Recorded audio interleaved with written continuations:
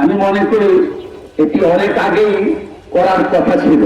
আমাদের নারায়ণগঞ্জের জনপ্রতিনিধি ছিলেন, আজকে দুর্যোগ পার হওয়ার পরেও এমন একটি জনগুরুত্বপূর্ণ দাবি কেন আলোর মুখ দেখেনি, এটি বলতে পারবেন যারা জনপ্রতিনিধিত্ব করেছেন, যারা আমাদের ভোটে নির্বাচিত হয়েছেন তারাই।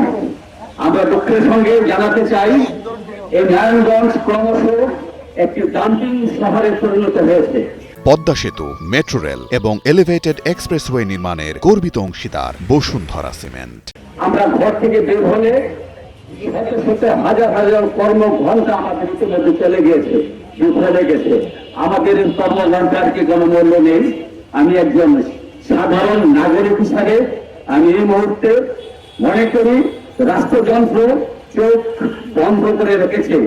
এটি কি জন্য রেখেছে, আমাদের প্রতি তাদের কেন অবিচার, আমি সেই প্রশ্ন রাখতে চাই।